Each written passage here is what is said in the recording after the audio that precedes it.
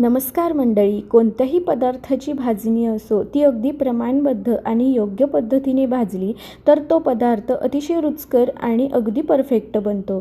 आज आपण कोंबडी वड्याची 1 किलोच्या प्रमाणामध्ये भाजणी बघणार आहोत आणि या भाजणीपासून तयार केलेलं जे पीठ आहे ते अगदी 6 महिने आरामात टिकते.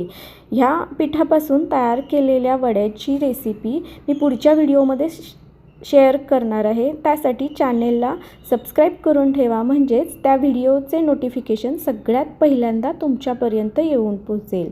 आणि हो, रेसिपी आवडल्यास व्हिडिओ तुमच्या मित्रमैत्रिणींसोबत नक्की शेअर करा. आता यासाठी लागणारे साहित्य बघूया. इथे रेशनचे तांदूळ अर्धा किलो घेतलेले आहेत. हे तांदूळ स्वच्छ धुवून फॅनखाली किंवा सावलीमध्ये सुकवून घेतलेले आहेत. 125 ग्रॅम ज्वारी घेतली आहे, 50 ग्रॅम पोहे घेतलेत, 125 ग्रॅम गहू घेतला आहे, 125 ग्रॅम उडीद डाळ घेतली आहे आणि 125 ग्रॅम हरभरा डाळ म्हणजेच चणा डाळ घेतलेली आहे. यानंतर काही मसाले देखील यामध्ये वापरणार आहोत. इथे 25 ग्रॅम धणे घेतलेत. धणे थोडेसे जास्त वापरलेत, त्यामुळे भाजणीला खमंगपणा येतो.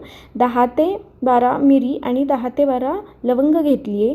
10 ग्रॅम बडीशोप घेतली आहे, 10 ग्रॅम जिरे घेतलेत आणि 5 ग्रॅम मेथ्या घेतलेल्या आहेत. आता भाजणी करूया.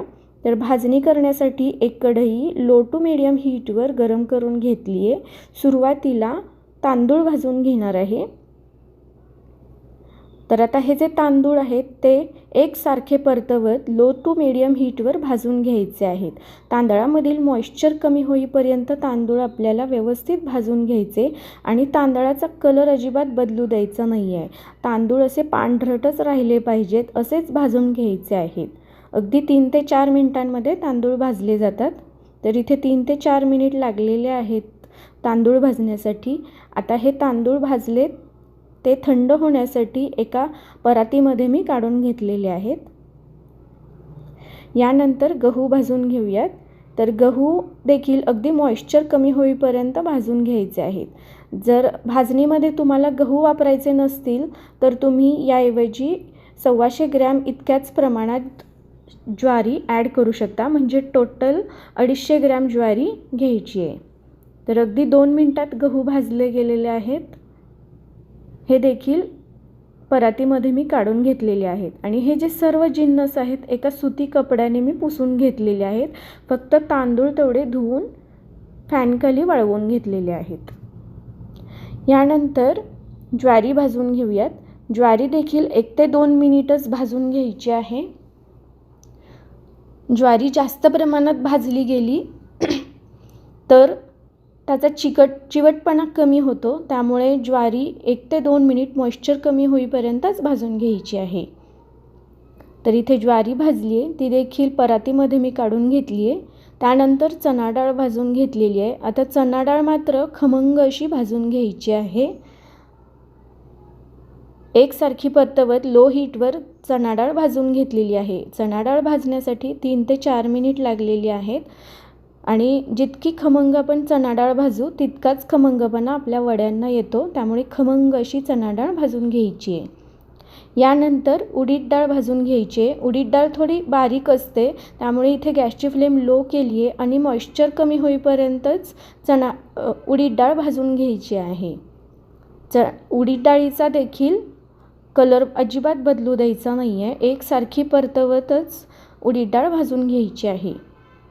तर इथे अगदी 2 मिनिट उडीद डाळ भाजण्यासाठी लागलेले आहेत. तर ही देखील या परातीमध्ये मी काढून घेते आहे. त्यानंतर पोहे भाजून घेऊयात. तर पोहे देखील अगदी 1 ते 2 मिनिट परतवून घ्यायचे आहेत लो हीटवर. आणि पोहे वापरल्यामुळे आपले जे वडे आहेत ते खुसखुशीत होतात, त्यामुळे पोहे जरूर वापरावेत. आता पोहे भाजलेले आहेत, ते देखील परातीमध्ये मी काढून घेतलेले आहेत. यानंतर मसाले भाजून घेऊयात. सुरुवातीला जे खडे मसाले आहेत ते भाजून घ्यायचे आहेत. अगदी अर्धा मिनिट सुरुवातीला हे खडे मसाले भाजून घेतलेत, जेणेकरून ते व्यवस्थित भाजले जातील. आणि नंतर त्यामध्ये धणे घालून घेतलेले आहेत. इथे गॅसची फ्लेम एकदम लो ठेवलेली आहे. आता धणे थोडेसे परतवून झाले की त्यामध्ये बडीशोप आणि जिरे घालून घेतलेले आहेत. आणि 1 मिनिट ते 2 मिनिट हे सर्व मसाले परतवून घ्यायचे। हे मसाले देखील अगदी खमंग असे भाजून घ्यायचे आणि सगळ्यात शेवटी मेथ्या भाजून घ्यायच्या। मेथ्या मात्र अगदी 10 ते 15 सेकंदच भाजून घ्यायच्या।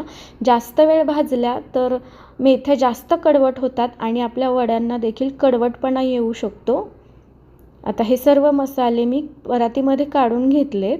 आता हे जे सर्व जिन्नस आहेत ते थंड करून घेतलेले आहेत आणि हे सर्व व्यवस्थित मिक्स करून आटा चक्कीमधून सरसरीत असं दळून आणणार आहे। जर तुम्ही घरच्या आटा चक्कीवर ही भाजणी दळणार असाल तर 2 नंबरची जाळी वापरून ही भाजणी तुम्ही दळू शकता। तर इथे बघा ही भाजणी मी दळून आणलेली आहे। आता सरसरीत म्हणजे आपला 0 नंबरचा जो रवा असतो ना त्यापेक्षा अगदी थोडंसं बारीक असं हे भाजणी दळून आणायची आहे।